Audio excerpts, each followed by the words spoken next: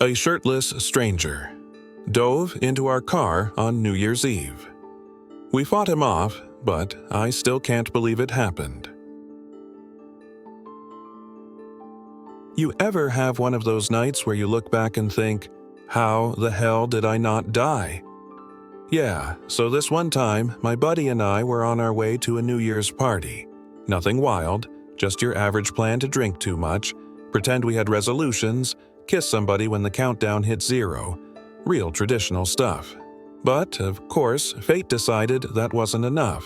We were driving to this party in some neighborhood neither of us had ever been to before, like, legit, never heard of it, couldn't point it out on a map even if you gave me 3 guesses and a compass.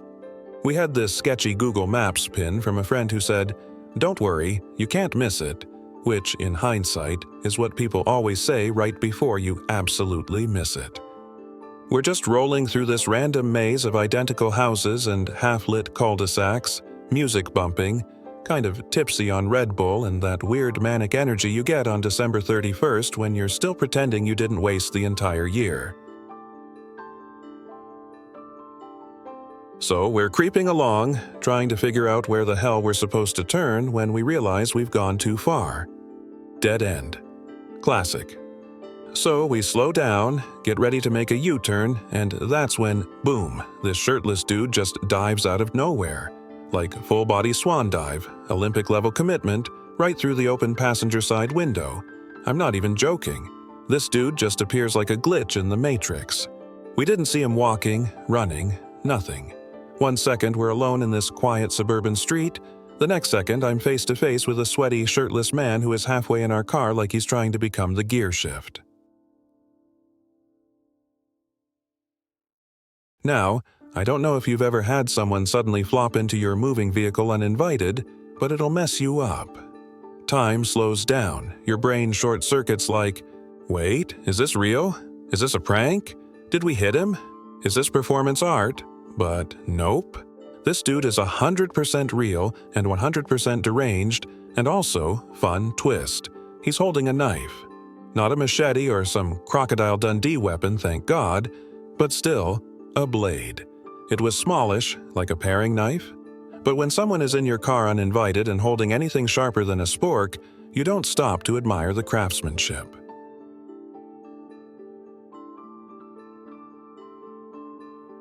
So he's sprawled across my friend's lap, my friend's driving, and I'm in the passenger seat, and this guy is like wedged halfway in the car like a dog trying to sneak onto the couch when no one's looking. His arms are flailing, legs dangling out the window, and for a second, it's just total chaos. I didn't scream. I probably should have screamed, but instead my fight-or-flight response said, "Let's get weird." So I just start wailing on this guy. Like no form, no technique, just pure panic punches. Fists of blind adrenaline. Meanwhile, my friend is in full panic mode, swerving the car in this wild, looping U-turn like we're doing some Fast and Furious Tokyo Drift stunt, which I think might have been the only thing that saved us, honestly. That momentum was probably what eventually dislodged this psycho from the window, because 1 second he's gripping the frame and the next he just kind of falls out, like a drunk raccoon getting kicked out of a trash can.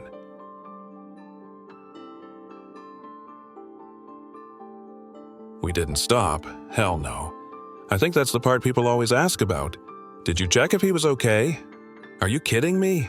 This dude tried to jack-in-the-box his way into our car with a knife like some cracked-out Ninja Turtle, and you think we're pulling over to exchange pleasantries?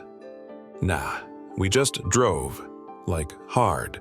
Tires screeching, pedal to the floor kind of drive. And the wildest part? The whole thing lasted like 20 seconds, maybe 30. But in my memory, it's this epic, slow-mo sequence, like an action movie mixed with a fever dream. I don't remember what he looked like. Not really. Just vague impressions. No shirt, wild eyes, probably sweaty, probably smelled like despair.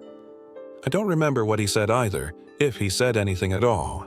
It was like my brain was only accepting input that was absolutely necessary for survival, and threw the rest into the recycling bin.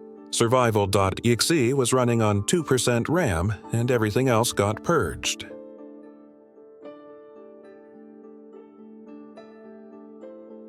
What I remember most is just the surreal, dumbass comedy of the whole thing. Like, yeah, it was scary, it was dangerous, we could have crashed or gotten stabbed, but I was also 20-something and an idiot, so my brain filed it under hilarious hijinks instead of possible trauma. We're laughing in the car afterward, like genuinely laughing. The kind of manic laughter that only comes from dodging real danger, but being too immature to process it. My knuckles hurt. I think I had this little cut on my hand. Might have grazed the knife, might have hit his teeth. Honestly, no clue.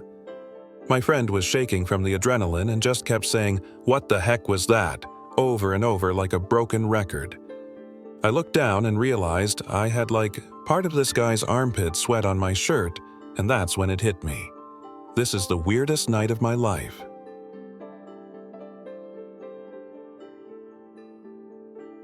And yet, and here's the kicker, we still went to the party. Yeah, after all that, we didn't go home. We didn't call the cops. We didn't tell our parents. We showed up at this New Year's party like we'd just taken a wrong turn and got stuck in traffic. Not like we'd just survived a vehicular knife fight with a shirtless maniac. We were super late, obviously, and everyone's already 2 drinks ahead of us. Someone asked why we were late, and I was just like, "Oh, we had a situation," and then immediately funneled a beer because that's the kind of logic you operate with when your prefrontal cortex hasn't fully finished developing. We told the story to a few people at the party, and you know what? They didn't even believe us. They thought we were joking, like we just made up the most batshit story ever to excuse being late. One girl was like, "Haha, you guys are so random." And I was like, "No, like I punched a dude who was laying across my lap like a human seatbelt." Still didn't believe me.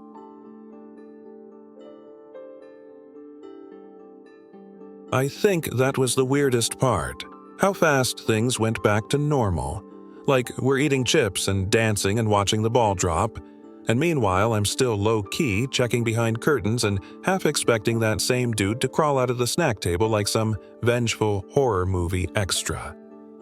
But nope. Nothing. Just an ordinary night from that point on. I still think about that sometimes. How reality can snap back into place so fast after something completely absurd happens. Like the universe just goes, "Anyway," and keeps rolling. Nobody ever caught the guy. I don't know what he was doing or why he tried to dive into our car. Drugs? Robbery? Escape plan gone wrong? Some Fight Club initiation? I've got theories, but no answers.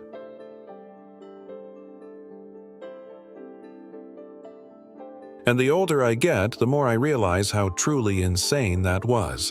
Like, at the time, it was just another wild story. Now I look back and think, dude, we could have died. He had a weapon. We were in a moving car. He could have stabbed the driver. We could have crashed into a pole or another car, but we didn't. We somehow, miraculously, walked away with nothing more than a story and a few bruises. And maybe that's youth, right? Just this weird invincibility cloak you wear until life punches you in the face enough times for it to wear off. But that night we were invincible. Dumb, but invincible. And I'll be honest, there's a small, ridiculous part of me that's glad it happened. Not because I enjoyed it, hell no, but because it's a story, a real one. Something that actually happened. Something to tell at parties when someone's trying to one-up you with their crazy Uber ride or awkward first date. I just lean in and go, "That's cute." I once fought a mostly naked man halfway through my car window while doing a U-turn on New Year's Eve, and then I let the silence do the rest. It's been years since it happened. My friend and I still talk about it sometimes, usually after a few drinks, like 2 old soldiers reminiscing about the war. "Remember Knife Guy?" we'll say, like he's a shared ghost haunting both of us.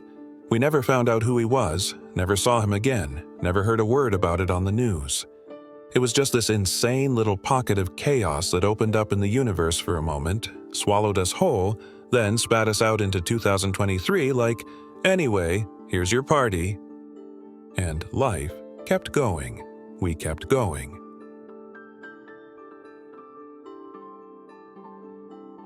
But every now and then, I think about that guy, about where he came from, where he went, what story he's telling. Because somewhere out there, I guarantee you, there's a shirtless man with a scar on his elbow telling his version of that night. And maybe he doesn't remember our faces either. Maybe, to him, we're just those crazy dudes who beat the shit out of me during my failed car jumping experiment. And maybe that's enough.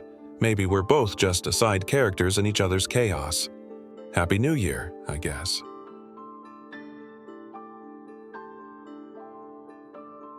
Thanks for listening. Don't forget to subscribe and turn on notifications to catch all the exciting stories.